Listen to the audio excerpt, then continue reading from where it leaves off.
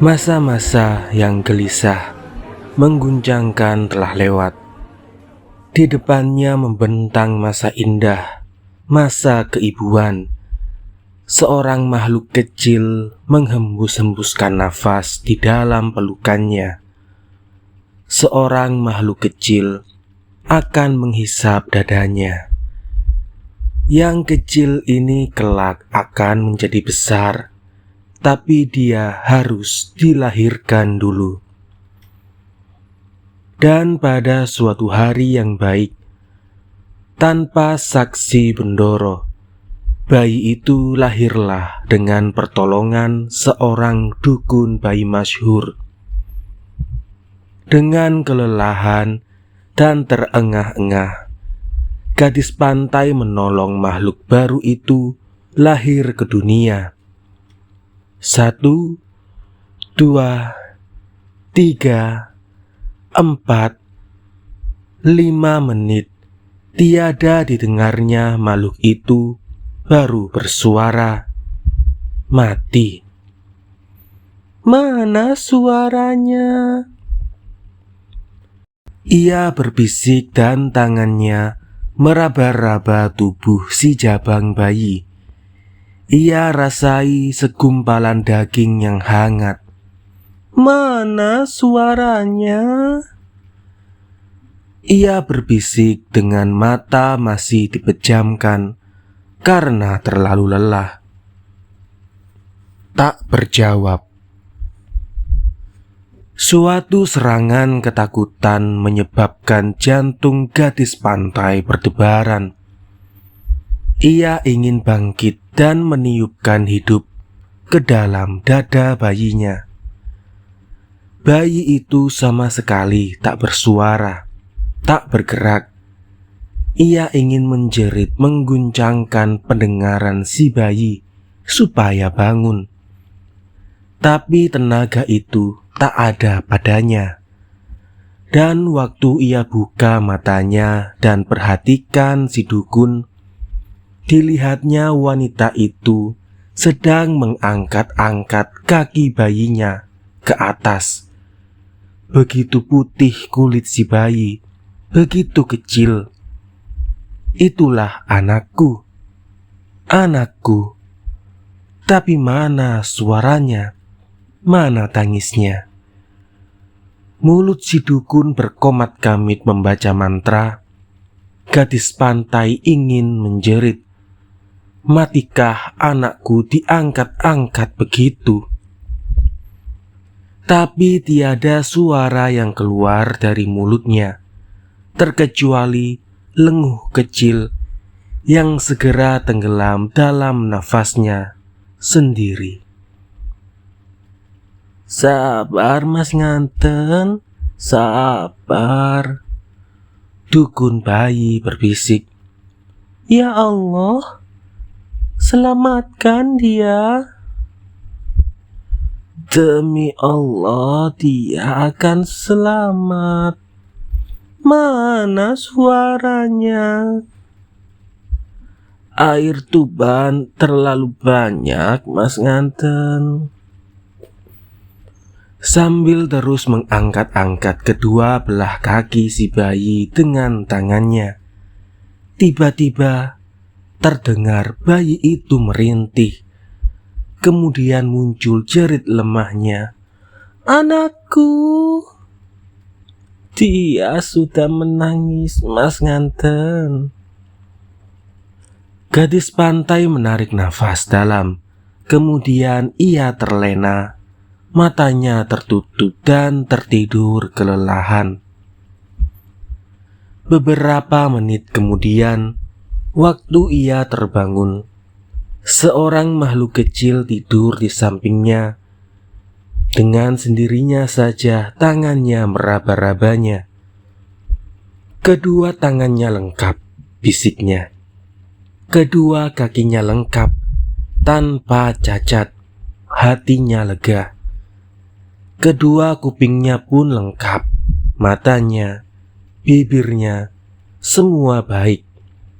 Dan hidungnya ini begini sederhana, seperti hidungku. bayi itu tidur. Di hadapannya dukun bayi itu masih menunggu duduk termenung di atas kursi rendah. Ia tersenyum padanya. Lelaki atau perempuan? Gadis pantai berbisik dengan cemas-cemas berharap anaknya lelaki. Perempuan, Jawab dukun bayi. Bendoro sudah lihat? Belum.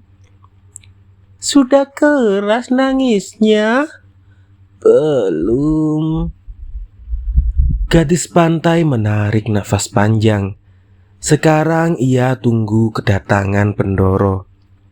Dan seperti halnya dengan wanita-wanita kampung nelayan, ia akan bilang, "Inilah anakmu. 9 bulan lamanya aku besarkan di bawah ulu hatiku. Terimalah dia. Ini anakmu sendiri. Aku cuma sekedar mengandungnya." Pagi sebelum matahari terbit, bayi itu mandi. Kini sudah jam 9 pagi dan Bendoro belum juga datang menengok. Di kampungnya sana, seorang bapak takkan turun ke laut 3 hari sebelum anaknya lahir dan 3 hari sesudahnya. Si bapak akan tunggu anaknya, akan jaga keselamatannya dan ibunya. Ia teringat tetangganya, baru sekali istrinya melahirkan. Ia berjaga siang malam di luar rumah. Dan waktu bayinya lahir menangis kencang, ia tubruk pintu, lalu lupa pada wajahnya yang bercorengan air mata. Sekarang kepada siapa anak ini kuserahkan, kalau tidak pada bapaknya sendiri? Barangkali Bendoro tak pedulikan anaknya sendiri. Tidak mungkin. Dia bapaknya sendiri. Tapi mengapa tak juga datang, sekalipun cuma buat menengok? Dukun bayi itu turun dari kursinya, menghampiri gadis pantai dan menyeka air mata di wajahnya. Bendoro akan datang. Sekarang sudah begini siang. Barangkali banyak pekerjaan. Sore itu Bendoro datang membuka pintu kamar belakang gadis pantai, berhenti di samping daun pintu. Bendoro, ampunilah saya. Inilah anak Bendoro. Tapi suara itu tak keluar dari mulutnya. Ia terlalu takut. Jadi sudah lahir dia. Aku dengar perempuan bayimu. Benar. Saya Bendoro. Jadi cuma perempuan. 1000 ampun Bendoro. Bendoro membalikkan badan, keluar dari kamar sambil menutup pintu kembali. Gadis pantai memiringkan badan, dipeluknya bayinya dan diciumnya rambutnya. 40 hari kemudian, si bayi membuka mata, dan gadis pantai mengagumi matanya sendiri di mata bayinya. Agak sipit seperti matanya. Bibirnya pun ada di wajah bayi itu.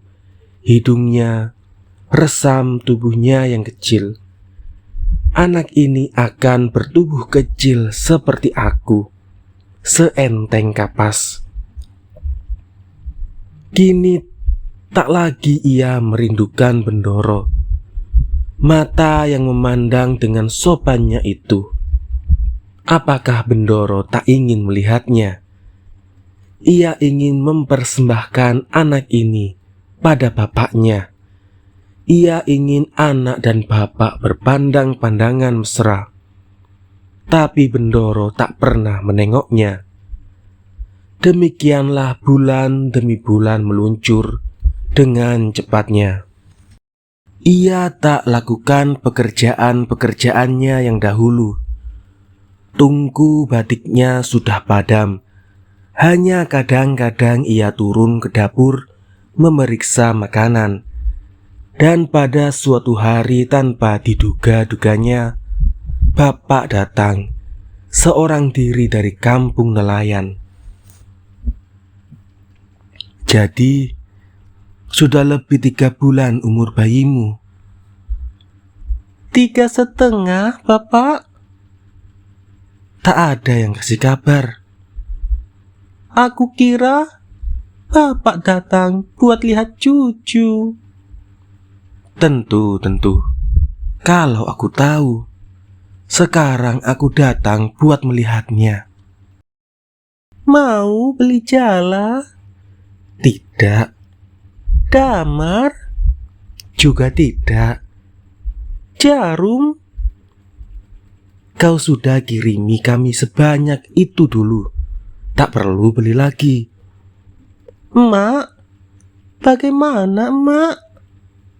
Baik. Baik, semua baik. Martina? Sedang mengandung. Syukur. Benar-benar si pendongeng turun ke laut. Ya, benar. Dia ikut perahu kepala kampung sekarang. Semua orang suka padanya. Tapi sayang, dia tak mau mendongeng lagi. Ada urusan datang ke kota, Bapak? Ada tentu. Bendoro memanggil aku. Mungkin soal surau. Aku sudah bilangkan pada Bendoro di sana sudah didirikan surau. Guru ngajinya cukupan dan anak-anak sudah mulai belajar ngaji dan bahasa Arab. Mengapa tak dibilangkan? Tak ada yang sempat ngaji di sana. Sampai bocah-bocah kecil pun turun ke laut. Aku takut. Apa boleh buat? Jadi, emak belum tahu dia sudah bercucu sekarang. Belum. Dia akan girang. Dia akan selamati cucunya. Bapak akan lama tinggal di kota? Mungkin. Apalagi di dekat cucu. Bapak naik dokar? Kemarin dokar dari kota datang. Kusir menyampaikan panggilan Bendoro. Dia nginap di sana. Pagi-pagi kami berangkat kemari. Bendoro sekarang jarang tinggal di rumah, Bapak. Apakah bapakmu sendiri sering tinggal di rumah? Sudah makan, Bapak? Sudah. Emakmu bawakan aku nasi timbal. Apa yang kau bawa, Bapak? Bandeng. Di dapur sana. Bandeng sedang baik-baiknya sekarang. Seseorang memberitakan Bendoro memanggil bapak. Bapak menyerahkan si bayi pada gadis pantai dan menghadap. Tidak terdengar suara mereka dari kamar belakang. Si bayi diletakkan kembali di ranjang oleh emaknya. Gadis pantai kemudian duduk terpekur di kursi. Ia merasa bahagia dapat memberikan seorang cucu pada bapak. Kebahagiaan itu pun akan meningkat bila emak pun tahu akan kelahiran ini. dan juga seluruh kampung. Mereka akan bangga. Seorang di antara mereka telah dilahirkan dalam gedung besar di kota, jadi keturunan Bendoro. Tak lama bapak pergi menghadap. Sebentar kemudian, ia masuk kembali ke dalam kamar. Wajahnya suram. Langsung ia menuju ranjang si bayi dan menciuminya. Ada apa, Bapak? Bapak meletakkan telapak tangannya lembut-lembut pada perut bayi. Mengapa, Bapak? Mengapa diam? Maafkan aku. Kumpulkan semua pakaianmu. Ada apa, Bapak? Jangan bertanya, nak. Jangan bertanya. Kita akan pergi sekarang. Kemana, Bapak? Pulang. Pulang? Ya, pulang. Kau tak suka lagi pada kampungmu sendiri sekarang. Mengapa tidak? Mari pulang, nak. Ini bukan tempatmu lagi. Mengapa, Bapak? Mengapa? Kau telah dicerai. Gadis pantai menggigil di samping bapak. Bapak pun segera memapahnya. Tawakal, nak. Tawakal. Bapak, Nak, aku belum persembahkan anak ini kepadanya. persembahkanlah. Mari aku antar. Ini anak Bendoro sendiri, bukan anak orang lain. Aku antarkan. Mari.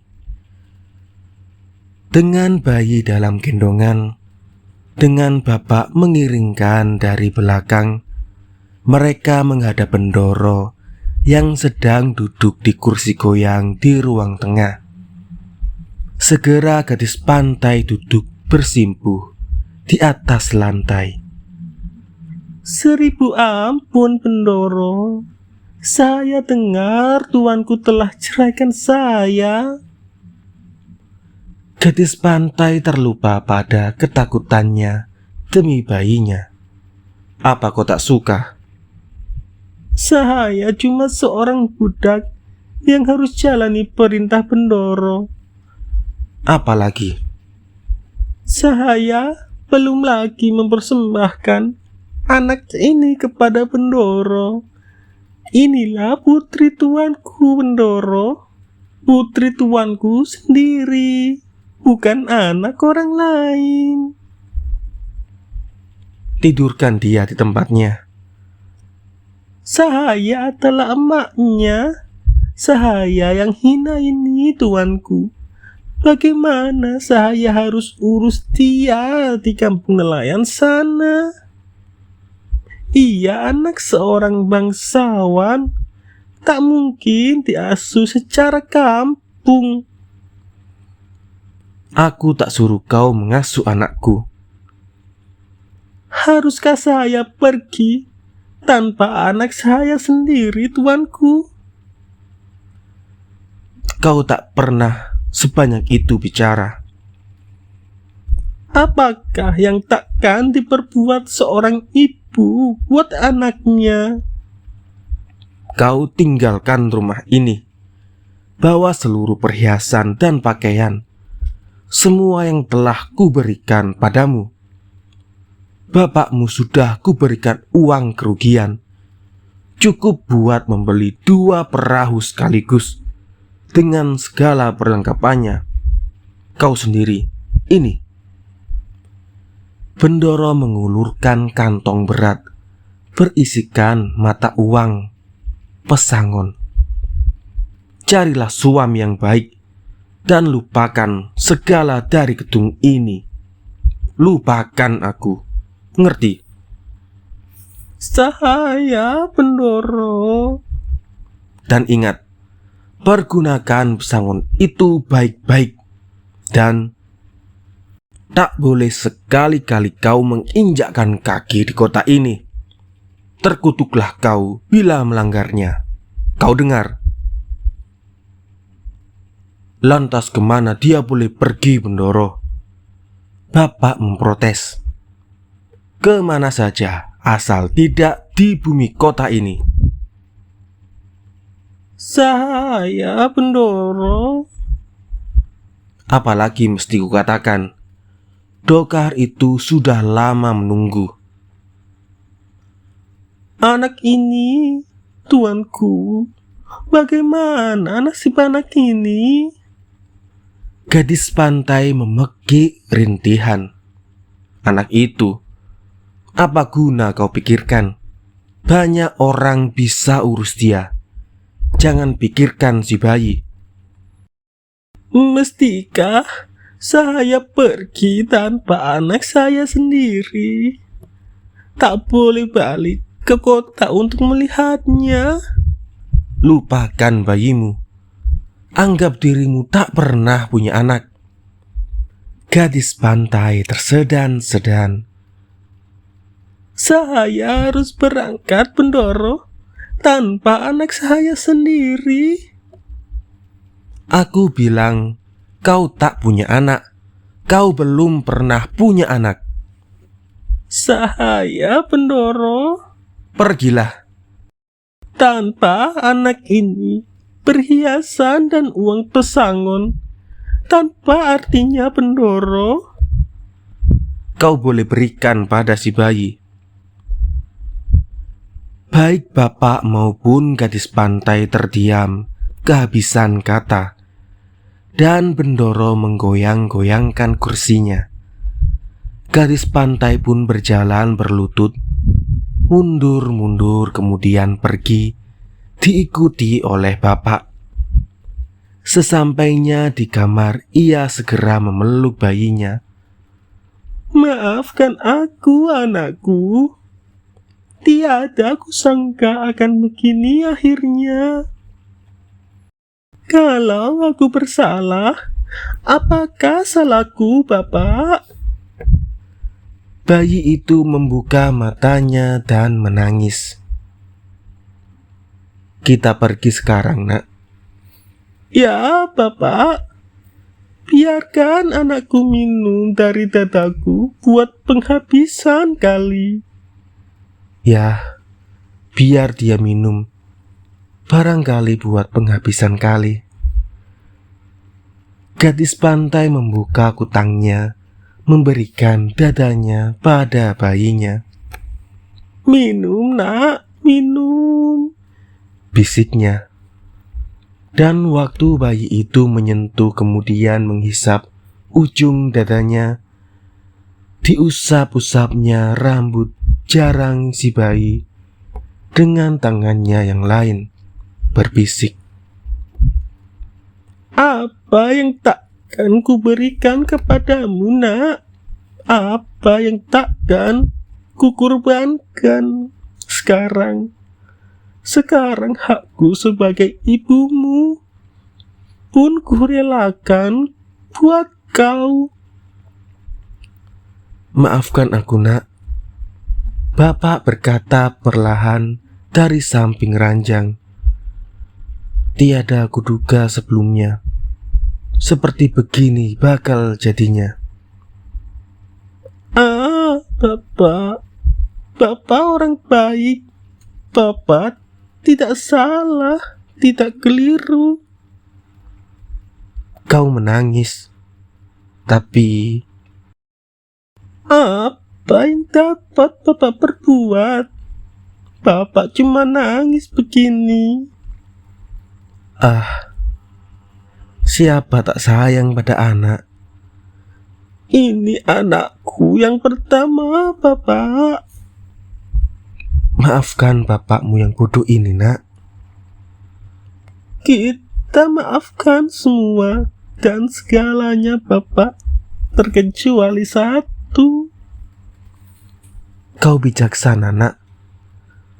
Memang tak patut seorang ibu dibatalkan haknya sebagai ibu Tidak patut, tidak patut.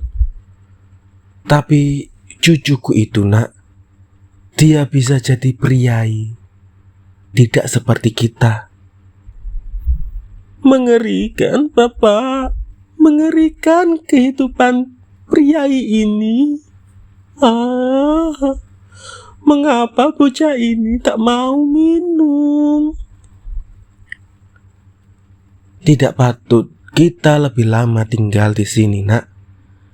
Kita tak punya sesuatu pun hak lagi di sini. Bapak benar. Bapak benar. Anak ini anakku. Kulahirkan dia dengan kesakitan. Lihat hidungnya, Bapak. Itu hidungku. Dia anakku. Apa kurang darah yang telah kucucurkan? Tuh, anak semanis ini. Anak semanis ini. Pak, Bapak kakeknya. Mengapa diam saja? Apa mesti aku katakan, Nak? Apa aku kurang cukup beremasan di dalam hati melihat anaknya sendiri seperti kau nasibnya? Seperti apa nasibnya? Kurang cukup itu. Anakku, bayiku. Apa aku mesti bilang padamu? Kedua-duanya terdiam, tapi keriuhan mengamuk di dalam hati masing-masing. Seperti kuburan rumah ini. Batu tanpa perasaan. Untuk ini mungkin kita harus dirikan surau. Mari kita berangkat. Anakku ini, bagaimana anakku ini? Seseorang memanggil di depan pintu. Kemudian Dokar sudah tersedia di depan Mas Nganten. Gadis pantai tersedan-sedan. Pakaianmu, Nak, biar aku bereskan. Biar, Bapak, biarlah. Tambah banyak yang tertinggal di sini. Barangkali saja bertambah sering dia terkenang pada emaknya kelak. Apa kau pakai di kampung nanti? Biarlah aku jadi seperti yang lain-lain. Anakku.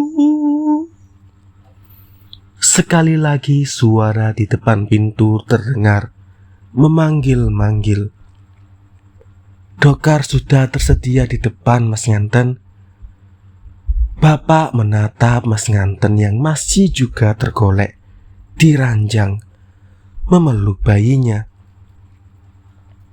Jadi, bagaimana, Nak, maksudmu? Dia ini bayi, Bapak, bayi. Biarlah dia minum dulu. Biarlah dia kenyang, barang sedikit. Siapa tahu ini penghabisan kali dia menyusu emaknya sendiri. Tapi ini bukan rumahmu lagi, Nak. Mari bawa si bayi keluar rumah. Susui dia di bawah pohon tanjung di tepi alun-alun.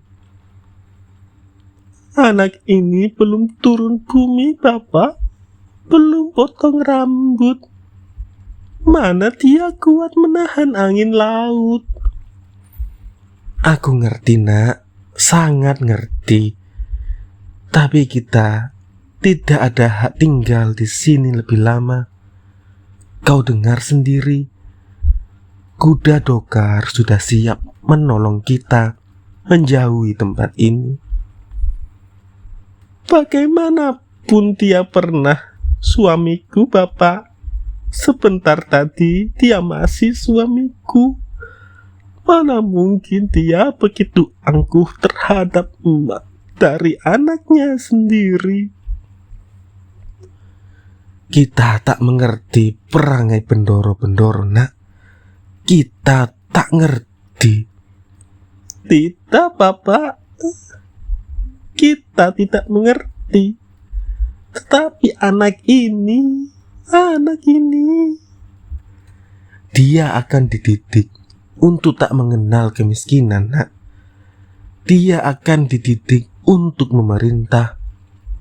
Dia akan dididik untuk memerintah kau juga. bayi ini anakku, Bapak. Aku rela diperintahnya. Bukan perintah itu yang menakutkan, nak. Kau tahu sendiri, selain itu. Sayang, aku baru tahu sesudah kejadian. Ini bayiku, Bapak. Aku yang lahirkan dia. Biarlah aku lebih lama tinggal dengan dia.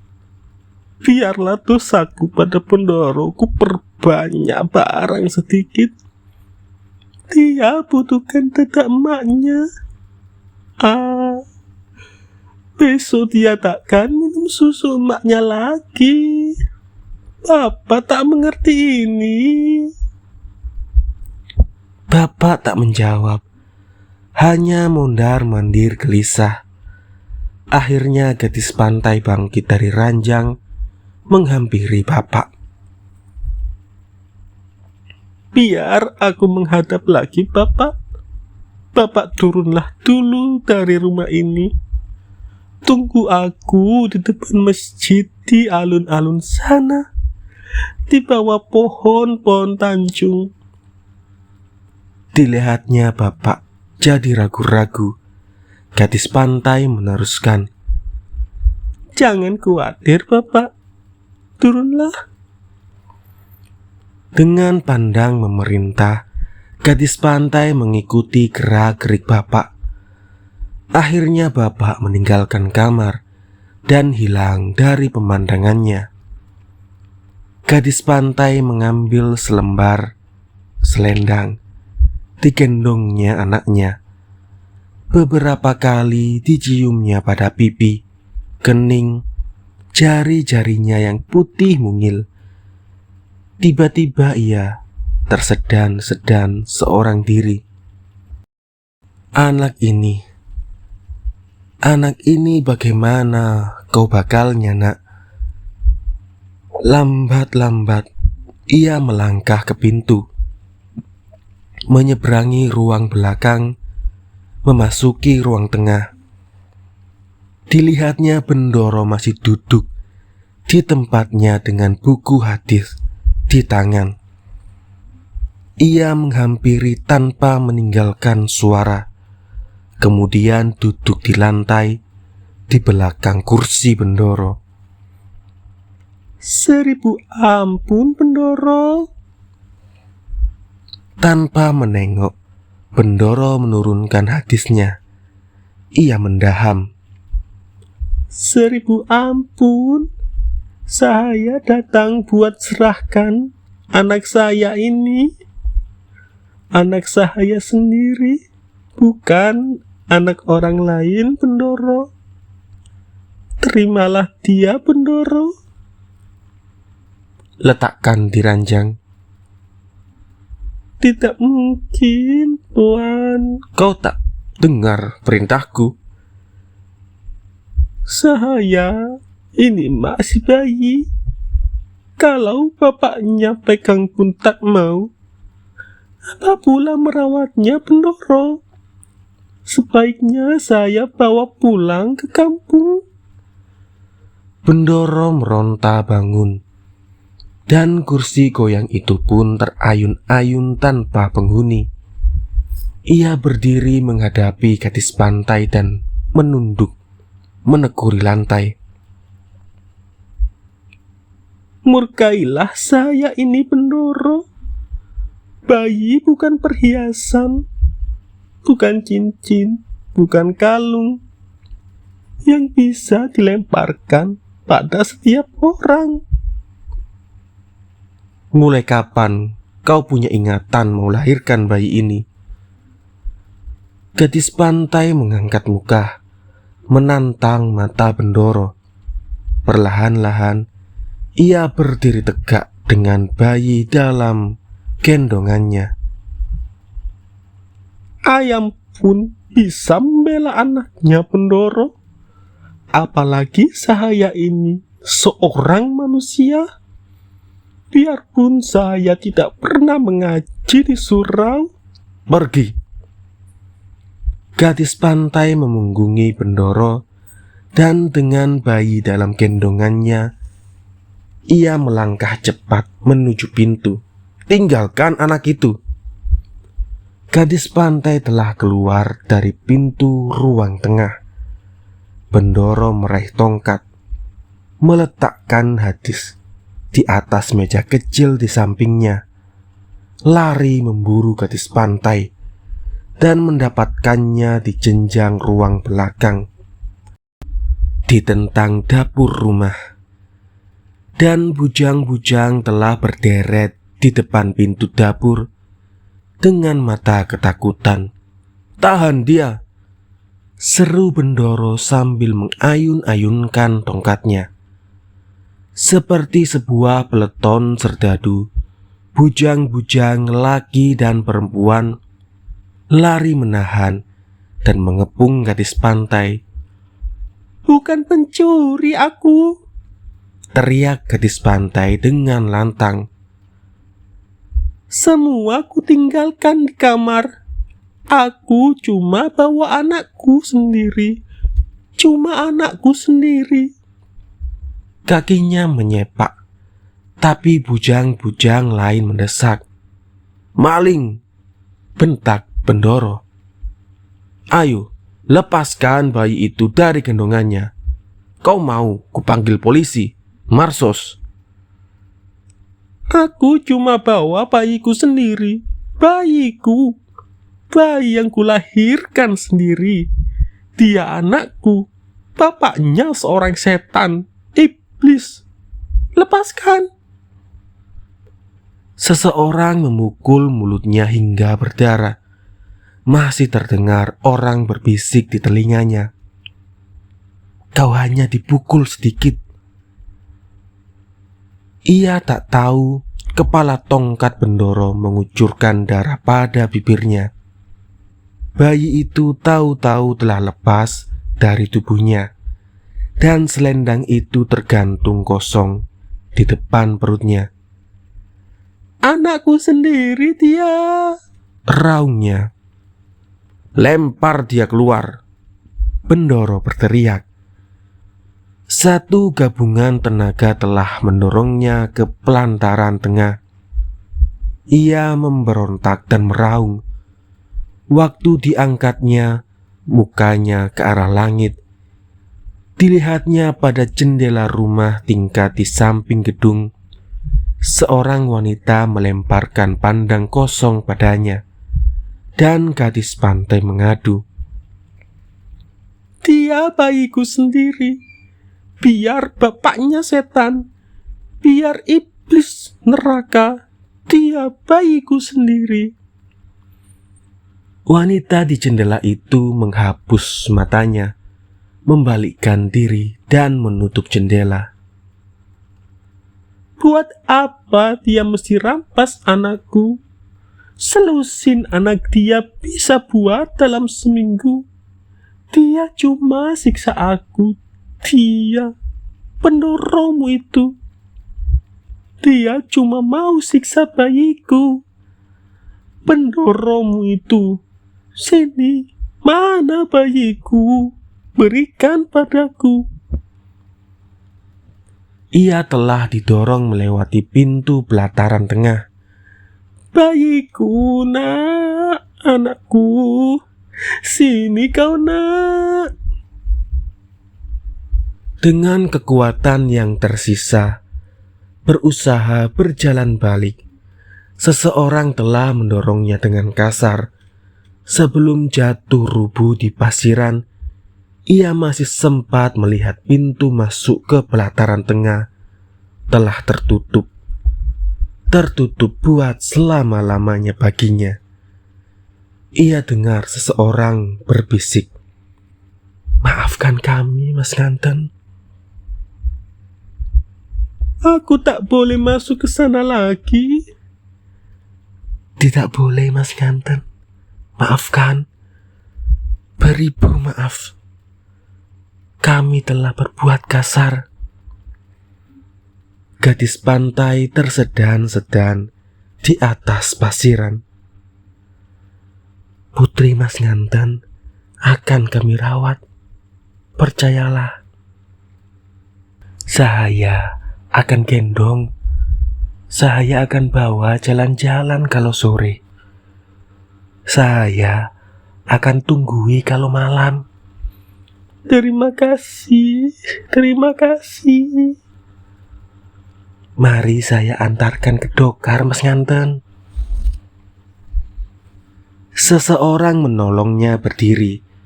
Gadis pantai tak melawan. Ia sandarkan diri pada orang-orang yang selama itu melayaninya sebagai bujang.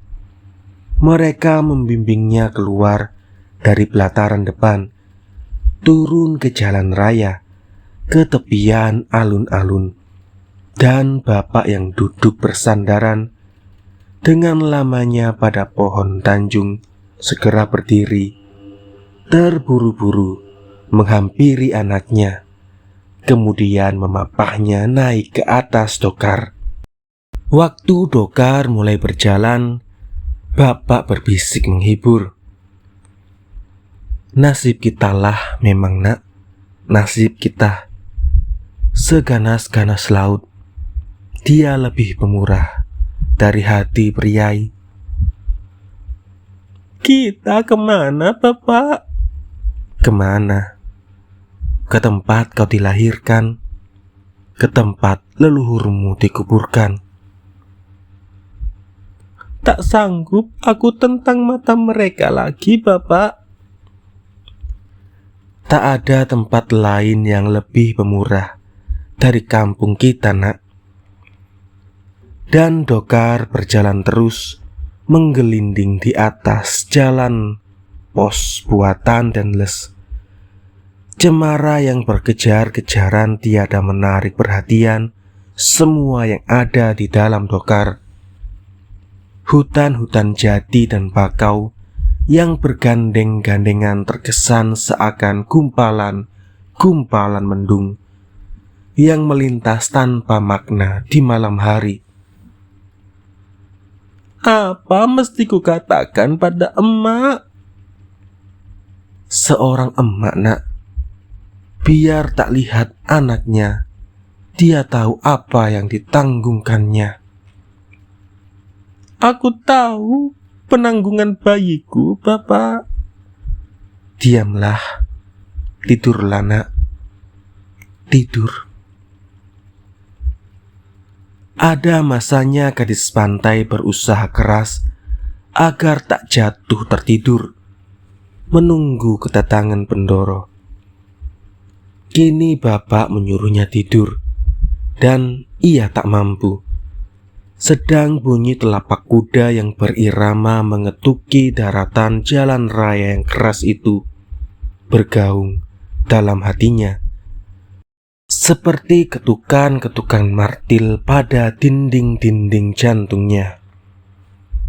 Dokar macam ini juga yang menyeret aku dari orang tuaku dan kampungku. Dan dokar macam ini pula yang menyeret aku dari perkawinanku dan anakku. Ia rasai pelupuk matanya terlalu berat. Apa mesti aku kerjakan di kampung sana? Buat siapa aku mesti kerja? Bapak. Ya. Tapi gadis pantai tak meneruskan. Ia teringat pada penduduk kampung yang menyusulnya dengan obor waktu ia pulang setelah kawin. ia ingat pada orang-orang yang menyebutnya Bendoro Putri. Ia ingat pada Mardina, tapi segera ingatannya berbalik pada anaknya. Sedang menangiskah dia sekarang, manisku itu? Ia raba dadanya yang sederhana, dan kutangnya rasanya basah kena tetesan air susu. Betapa sia-sia buah dada yang telah dihisap anakku. Kemudian ia teringat pada Bendoro, orang yang tinggi semampai tanpa otot. Betapa besar kekuasaannya, biarpun tak pernah melihat laut. Dia suruh apakah anakku kelak. Aku emaknya sendiri. Disuruh kelak hinakan emaknya sendiri. Dia bakal jadi serupa dengan bapaknya. Barangkali ini yang memang sebaiknya, Bapak. Nak, Kalau anakku besar nanti, kalau dia tahu emaknya cuma orang dusun dari kampung nelayan, barangkali dia malu punya emak seperti aku ini. anakku, mengapa kau bilang begitu? Aku pikir barangkali ini memang sebaiknya. Biar begini berat rasanya, biarlah. Ia tak perlu tahu emaknya. Dia akan jadi seperti bapaknya. Dia akan memerintah. Dia akan tinggal di gedung. Tak perlu melihat laut. Bapak, aku harus berikan semua itu. Aku harus berikan. Matahari di atas sudah melewati puncak ketinggiannya sekarang. Beberapa gumpal mendung antara sebentar menutupi matahari dan menyuramkan dunia. Hari sepanas ini dan hawa seberat ini, hujan bakalnya. Betapa senang tinggal di gedung bila hujan jatuh. Tak setitik tampias menyinggung tubuh.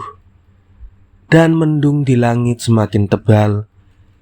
Kini guruh mulai menderu-deru, berselingan dengan deburan laut. Waktu hujan turun, kuda yang nampak kelelahan itu menjadi segar dan kuat kembali. Lari gesit kedinginan. Walau hujan reda, Dokar telah sampai di ujung jalan yang tak dapat lagi ditempuh oleh Dokar. Gadis pantai turun. Ia tebarkan pandangannya keliling. Ia masih hafal pohon-pohon yang tumbuh di sekitarnya. Tak ada sesuatu pun berubah pada pohon-pohon itu. Cuma air hujan membuat daun-daunnya nampak jadi lebih berat dan lebih hijau. Ia dengar suara tangis bayinya. Buah dadanya dirasainya keras menekan dadanya, mendenyut. Ia mulai melangkah tanpa tenaga. Kakinya telah lupa mengenakan sandal yang biasa dikenakan dalam tahun-tahun belakangan ini. Dirasanya pasir basah halus itu membelai telapak kakinya. Ditengoknya pasiran di bawah kakinya. Ia terhenti. Bekas telapak kaki yang ditinggalkan di pasiran itu. Ruang jejaknya jauh lebih besar daripada yang pernah dicapkannya pada pasir kampungnya hampir 4 tahun yang lalu. Sekali lagi buah dadanya mendenyut ngilu. Sekujur punggungnya menggigil sedikit. Kembali ia dengar tangis bayinya. Dia akan jadi priai. Dia anakku. Dia akan tinggal di gedung. Dia akan memerintah. Ah, tidak. Aku tak suka pada priai. Gedung-gedung berdinding batu itu neraka. Neraka. Neraka tanpa perasaan. Tak ada orang mau dengarkan tangisnya. Kalau anak itu besar kelak, dia pun takkan dengar keluh kesah ibunya. Dia akan perintah dan perlakukan aku seperti orang dusun, seperti abdi. Dia perlakukan aku seperti bapaknya memperlakukan aku kini dan selama ini. Tapi lindungilah dia. Dia anakku yang tak mengenal emaknya, tak kenal lagi air susu emaknya. Kembali ia merenungi tanah dan mengamati bekas telapak kakinya yang begitu besar. Waktu diangkat kepalanya, ia lihat bapak berdiri di hadapannya. Kampung kita akan terima kau seperti dahulu waktu kau dilahirkan, nak. Semua orang datang dan memberikan berkahnya. Indahnya orang-orang kampung di pinggir pantai itu. Gadis pantai kembali teringat pada bayinya. Tiada seorang menyambut kedatangannya, terkecuali emaknya sendiri.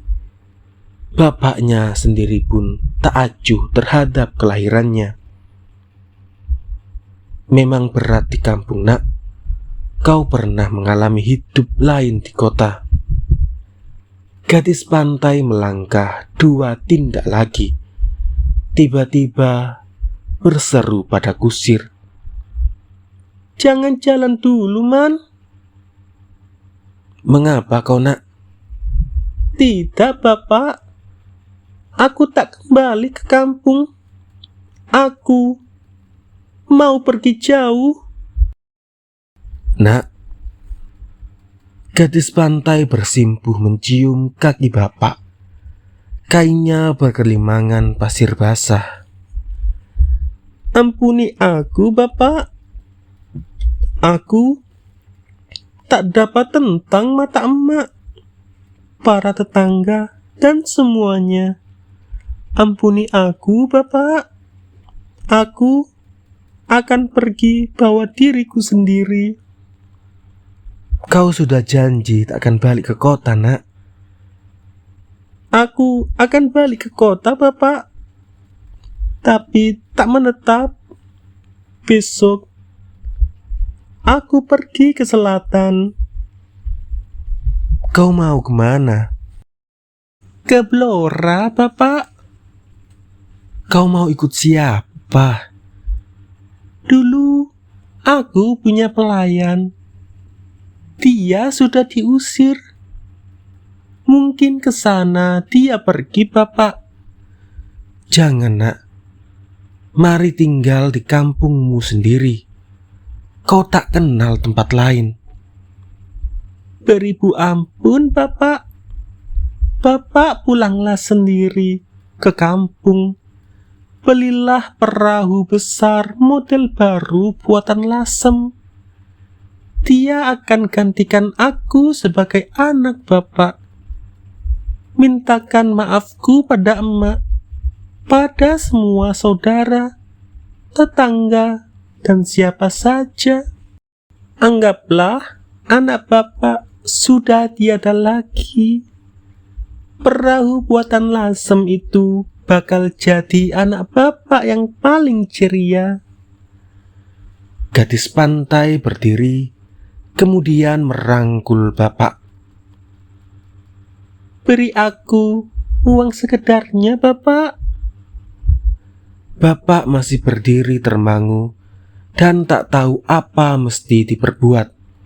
Gadis pantai merogoh kantong bapak, mengambil beberapa mata uang perak, kemudian tanpa ragu-ragu menuju dokar dan naik ke atasnya.